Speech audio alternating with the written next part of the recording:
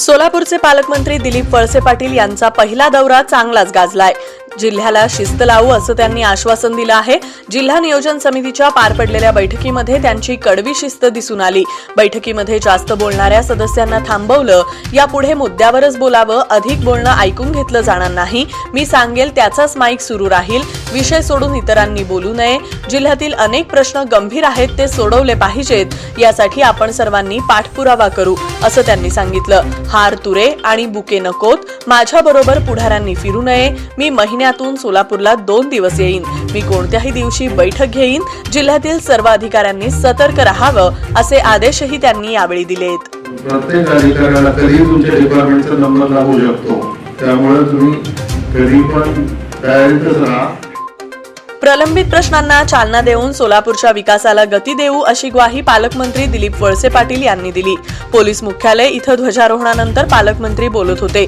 यावेळी पोलीस आयुक्त अंकुश शिंदे, जिल्हाधिकारी मिलिंद शंभरकर, महानगरपालिका आयुक्त दीपक तावरे, पोलीस अधीक्षक मनोज पाटील उपस्थित होते। पालकमंत्री दिलीप वळसे पाटील म्हणाले, सोलापूर जिल्हा शेती आणि शेतीवर आधारित उद्योगावर आधारित आहे। त्यामुळे प्रामुख्याने शेतीशी निगडीत प्रश्न सोडवण्यावर भर राहील। सार्वजनिक बांधकाम विभाग, राष्ट्रीय महामार्ग प्राधिकरणाच्या माध्यमातून योजनांमधून सोलापूर आणि महत्त्वाच्या शहरांशी संपर्क वाढवण्याचा प्रयत्न असेल असा विश्वास त्यांनी व्यक्त केला आहे।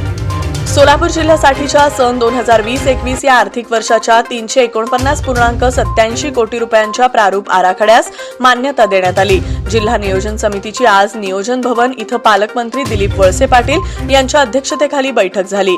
या बैठकीत या प्रारूप आराखड्यास मान्यता देण्यात आली आहे। यावेळी पालकमंत्री दिलीप वळसे पाटील, जिल्हा परिषदेचे अध्यक्ष अनिरुद्ध कांबळे, खासदार जयसिद्धेश्वर स्वामी, खासदार ओमराजे निंबाळकर, जिल्हाधिकारी मिलिंद शंभरकर, जिल्हा परिषदेचे मुख्य कार्यकारी अधिकारी प्रकाश वायचळ, सोलापूर महानगरपालिकेचे आयुक्त दीपक तावरे, पोलीस अधीक्षक मनोज पाटील, जिल्हा नियोजन अधिकारी सर्जेराव दराडे व्यासपीठावर उपस्थित होते। जिल्हा नियोजन समितीची पालकमंत्री दिलीप वळसे पाटील यांच्या अध्यक्षतेखालील पहिली बैठक रविवारी पार पडली। मात्र या बैठकीकडे माजी पालकमंत्री विजयकुमार देशमुख आणि माजी सहकार मंत्री सुभाष देशमुख या दोघांनीही पाठ फिरवली आहे। खासदार जयसिद्धेश्वर शिवाचार्य हे बैठकीला काही कालावधीसाठीच उपस्थित होते। अत्यंत शिस्तबद्ध पद्धतीने ही बैठक पालकमंत्र्यांनी चालवली आणि अवघ्या 2 तासाच्या आत आराखडा मंजूर करून बैठक संपवली। पंढरपूर तालुक्यातील भाळवणी इथं विश्वास भागवत या व्यक्तीच्या अज्ञात इसमानं रविवारी दुपारी 12 वाजता गोळ्या झाडून खून केलाय। नक्की काय घटना घडली, खून कशामुळे झाला याबाबत काहीच माहिती नसल्यामुळे भाळवणी गावात एकच खळबळ उडाली आहे। गावात दिवसभर मोठा पोलीस बंदोबस्त होता। याबाबत पोलीस अधिक तपास करत आहेत।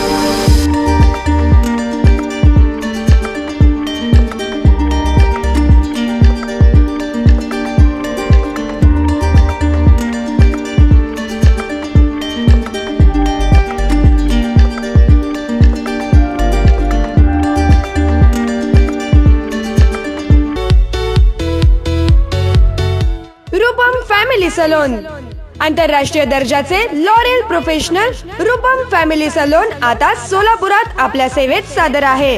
रूपम फॅमिली सलोन मध्ये bridal makeup, hair smoothening, hair straightening, hair colour, hair spa, skin treatment, keratin यासारख्या सुविधा मिळत आहेत। महिला व पुरुषांकरता स्वतंत्र दालन, महिलांसाठी महिला कर्मचारी व पुरुषांसाठी पुरुष कर्मचारी। पत्ता 13 केम्ब्रिज, पहिला मजला, पारस इस्टेट जवळ, नवी पेठ, सोलापूर।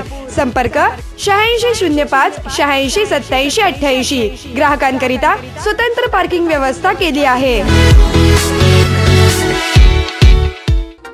पालकमंत्री दिलीप वळसे पाटील यांच्या हस्ते आज पोलीस मुख्यालयाच्या मैदानावर जिल्हा क्रीडा पुरस्कार वितरित करण्यात आले। संत सावतामाळी विद्यालयाचे प्राचार्य हरिदास रणदिवे यांना क्रीडा मार्गदर्शक पुरस्कार तर आकांक्षा शिरसट यांना उत्कृष्ट खेळाडू पुरस्कार देऊन गौरवण्यात आलं।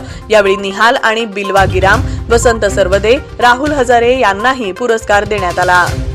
महाराष्ट्राच्या क्रिकेट टॅलेंट हंट समितीमध्ये सोलापूरचे नितीन देशमुख यांची निवड झाली आहे. नितीन देशमुख हे वेगवान गोलंदाज आहेत. ते सोलापूर क्रिकेटची निवड समितीचे सदस्य होते.